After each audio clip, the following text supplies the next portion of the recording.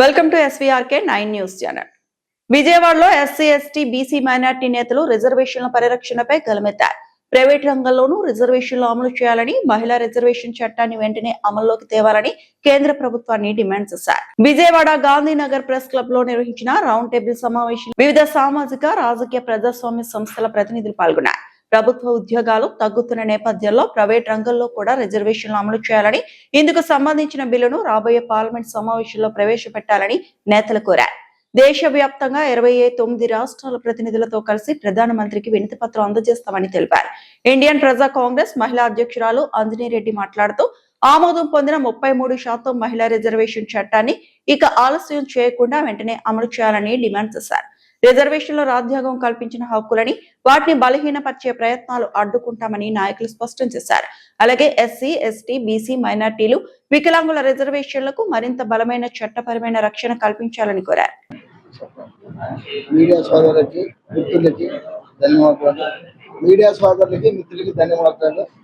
మరి ఈ రోజున నా పేరు Basavaiah, state committee number, MCP party నాయకుడు, నేను జిల్లా జాయింట్ సెక్రటరీ కూడా.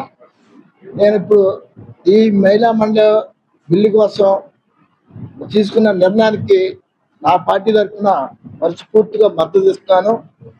ఈ రోజున కనీసం చట్టాలు కూడా పేదవాడికి అందుబాటులో లేవు. అయినా మహిళా మండలి అంటున్నారు, ఎస్సీ ఎస్టీ అంటున్నారు. ప్రతి ఒక్కరు కూడా నాయకులు కూడా పేరు చెప్పుకోవటం తప్ప ఎస్సీ ఎస్టీలకి, బీసీలు, మైనార్టీ ఏ మాత్రం కూడా న్యాయం జరగట్లేదు.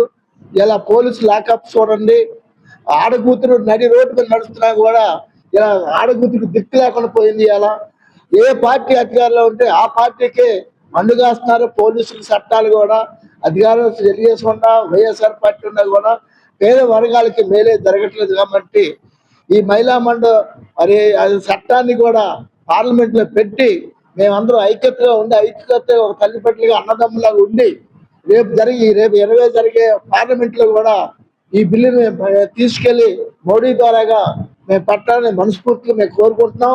అలాగే మీరు అందరూ కూడా వచ్చిన అందరూ కూడా మనస్ఫూర్తిగా మీ అందరికి పేరు పేరు ధన్యవాదాలు చేసుకుంటూ ఇచ్చిన ఈ అవకాశానికి ధన్యవాదాలు చేసుకుంటూ సెలవు తీసుకుంటాం. గౌరవనీయులైన పెద్దలందరికీ నా నమస్కారాలండి.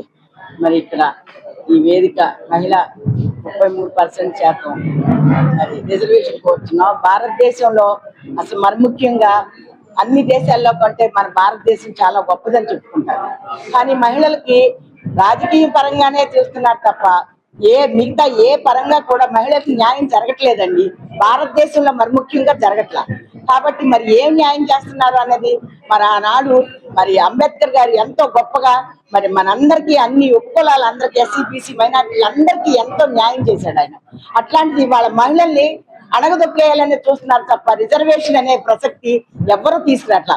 అదే కాబట్టి ఇప్పుడు అన్ని 2 రాష్ట్రాల వాళ్ళు కలిసి, మిగతా వాళ్ళందరూ కూడా కలిసి మరి మేడం గారు చెప్పారు, అట్లాగే అందరం కలిసికట్టుగా ఉండి ఈ బిల్లుని పాస్ చేశారు. కానీ ఉపయోగం ఏముంది?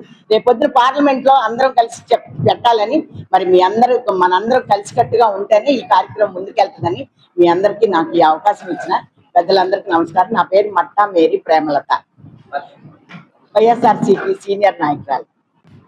మీడియా మిత్రులకి ప్రత్యేక ధన్యవాదాలు తెలియజేస్తా ఉన్నాను. మరి నా పేరు ఎన్ కృష్ణరేఖ, CMDPF నేషనల్ ఉమెన్ ప్రెసిడెంట్ గా ఉన్నాను.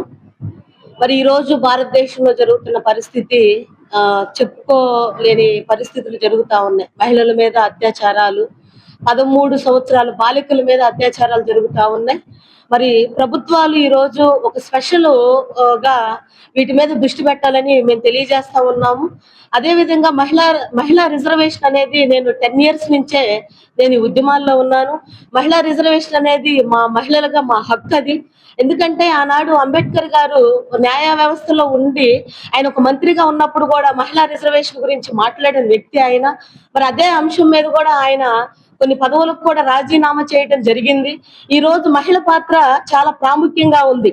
అది రాజకీయాల్లో కావచ్చు, ఇంట్లో కావచ్చు, వ్యవస్థలో ఎక్కడైనా సరే ఆ మహిళను మీరు గుర్తించి ప్రత్యేకమైన రిజర్వేషన్ మాకు కల్పించాలని మేము తెలియజేస్తా ఉన్నాం. ఏదైతే 33 రిజర్వేషన్ ఏదైతే ఉందో మేము 50 రిజర్వేషన్ అడుగుతా ఉన్నాము.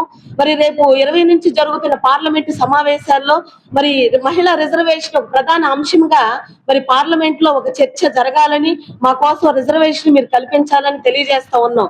అదే అంశంగా ఇదేమి ప్రజాస్వామ్యం అనే ఒక టైటిల్ తో 1,00,000 మంది మహిళలతో ఒక మూవీ స్టార్ట్ చేస్తా ఉన్నాం మేము. మరి రేపు ఆగస్టు 15 తారీఖున మూవీ కూడా మేము చేయటం జరుగుతా ఉంది. ఆగస్టు 15 ప్రారంభోత్సవం జరుగుతూ ఉంటుంది. మరి ఎవరైతే మహిళలుగా ఉన్నారో, ఎవరైతే రిజర్వేషన్ కోరుకుంటూ ఉన్నారో, అది రాజకీయంగా కానీ లేకపోతే అనేక ఉద్యోగాల్లో రిజర్వేషన్ కావాలని ఎవరైతే మహిళలు ఆసక్తిగా ఉన్నారో మమ్మల్ని మీరు కాంటాక్ట్ అవ్వండి. మరి ఏపీ మన తెలుగు రాష్ట్రాలకు సంబంధించి కాదు, మన దేశానికి సంబంధించిన మూవీ ఒకటి స్టార్ట్ చేయబోతా ఉన్నాం. మరి 1,00,000 మంది మహిళలతో ఈ మూవీ స్టార్ట్ అవుతా ఉంది. మరి నాకు ఈ అవకాశం ఇచ్చిన మీడియా మిత్రులకు, ప్రజలందరూ కూడా ధన్యవాదాలు తెలియజేస్తా ఉన్నాను. Thank you all. నా పేరు అంజనీ రెడ్డి. నేను ఇండియన్ ప్రజా కాంగ్రెస్ పార్టీకి మహిళా అధ్యక్షురాలని, ఆంధ్రప్రదేశ్ మహిళా అధ్యక్షురాలని. ముఖ్యంగా ఇవాళ మహిళా రిజర్వేషన్ల గురించి మాట్లాడుకుంటున్నాము. 33% మహిళా రిజర్వేషన్లు అని అన్నారు, కానీ ఇంకా అవి అమల్లోకి రాలేదు. మహిళలు ముఖ్యంగా చట్ట సభల్లో విభాగం అయితే ఎన్నో సమస్యలకి పరిష్కారం జరుగుతుంది. ఒక మహిళ చట్టసభల్లో ఉంటే కుటుంబం బాగుపడుతుంది. కుటుంబం నుంచి ఒక గ్రామం నుంచి రాష్ట్రం నుంచి దేశం అన్ని బాగుపడేదానికి అవకాశాలు ఉన్నాయి. కాబట్టి ఈ రిజర్వేషన్ చట్టము త్వరగా అమల్లో తీసుకురావాలని ప్రభుత్వం వారిని రిక్వెస్ట్ చేసుకుంటున్నాను. ఇంతటితో సమాసం.